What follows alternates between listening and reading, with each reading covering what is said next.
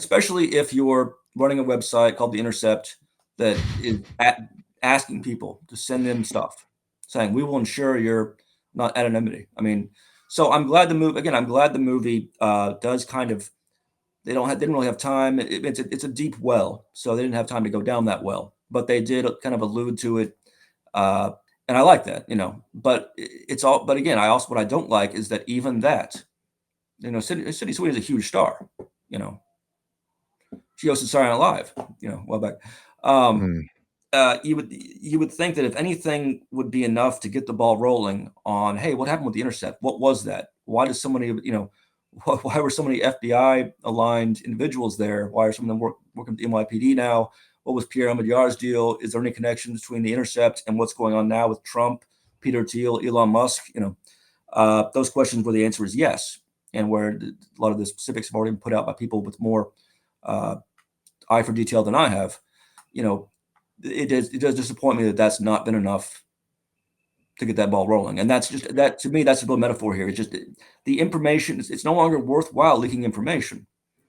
Um, the apparatus, the state apparatus, and the intelligence contracting firms have they've given up. They gave up long ago on trying to prevent leaks. What they revered into instead was making leaks not matter, and they've done a fantastic job of that.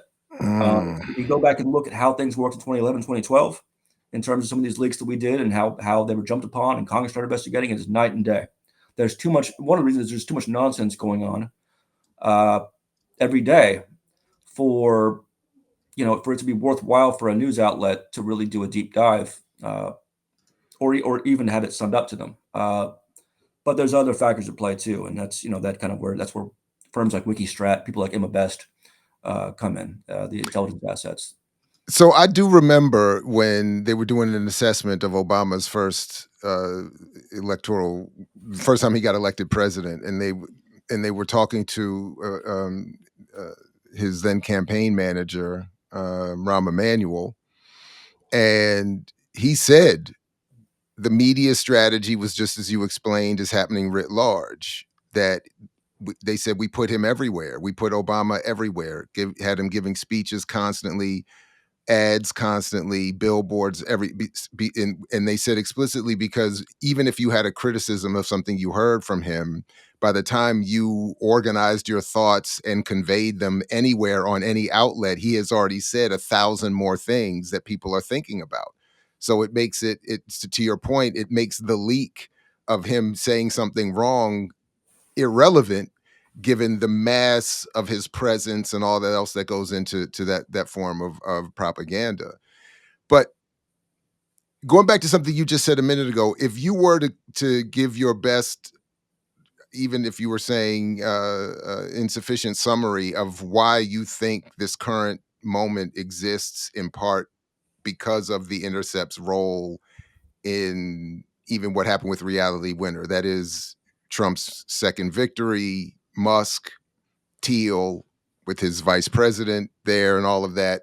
How would you, or how do you Sure. summarize it? Yeah. I think it's best summarized as there was a concerted and very conscious effort going on from about 2010 on by people close to the CIA and military intelligence to co-opt, to infiltrate, to dispose of the radicals within movements like WikiLeaks and Anonymous, to encourage the worst habits and the worst instincts of its leaders, uh, and to apply old COINTELPRO tactics within that those milieus in order to ensure there's no place to go. As in back in the day in 2011, 2012, you supported WikiLeaks because WikiLeaks was putting out documents from states that the states didn't want to have. End of story.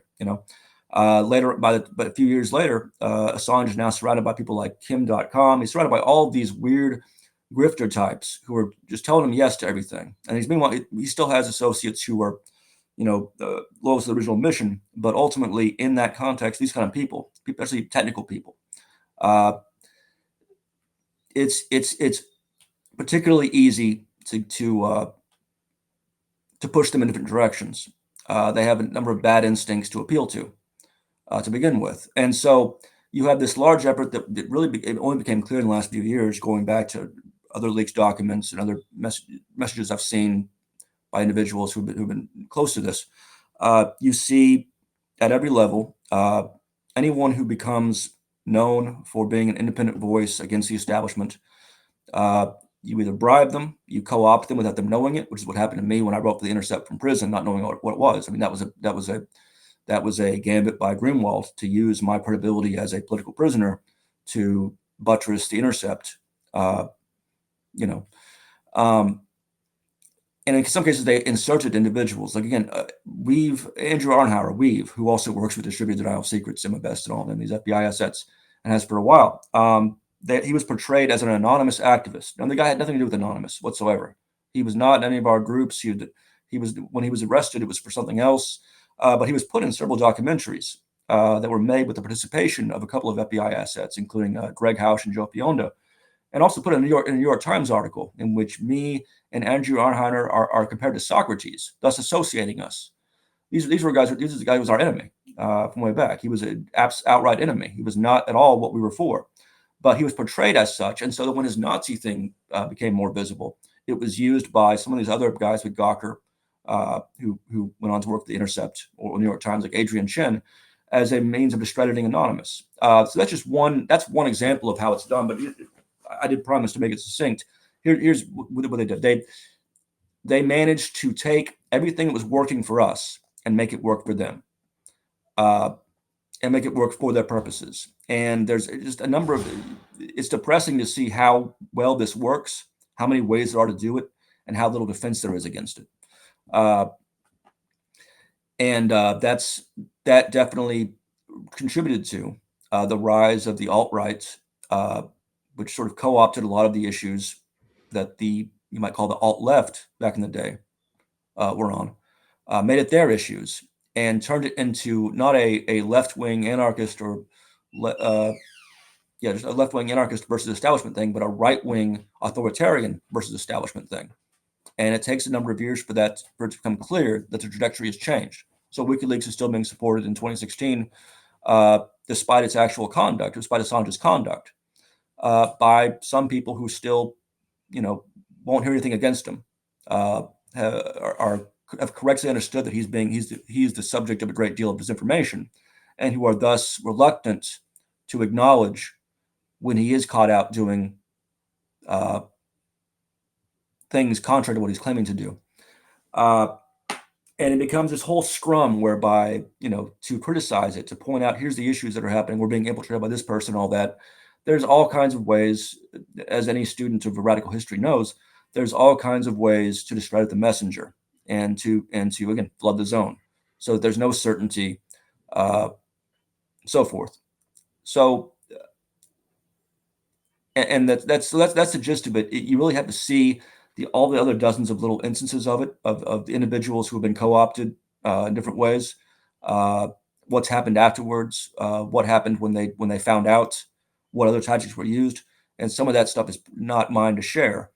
But to see a lot of it, to see as much as I have, it does give you a sense that a lot of what's happened with the rise of the alt-right can be traced to not just the failures of the establishment, but to the active diligence of the far right within the intelligence community to make this happen. And it's a sad thing because it still kind of goes on, and it will never be. There's no room for accountability in the current environments. There's just no space for it. There's no urge to it. And there's definitely no impetus among reporters or editors to look back and say, what role did we play in this? Did we accidentally, when we ran this story with this source, was that an FBI asset who's now documented as FBI asset? Should we go back, therefore, and issue a correction? How can we undo the damage? It just happened. It's happened over and over again in the last 10 years. And there's just, to point it out is to be perceived as complaining. It's to be perceived as blaming your problems on someone else. And those are exactly the kind of, that's the kind of rhetoric that you'll see some of the known assets using in different forms. And you'll see it sort of trickle into our magazine articles and so forth. So from my standpoint, they've cut us off from the infrastructure we once had in terms of getting a message out without it being diluted or changed, or the opposite. They've just cut off all exits. And so the kind of things that we were able to pull off in 2011, 2012 that were of such concern to the NSA and so forth uh, just can't be done anymore. I mix what I like, what I like, what I like, what I like, what I like.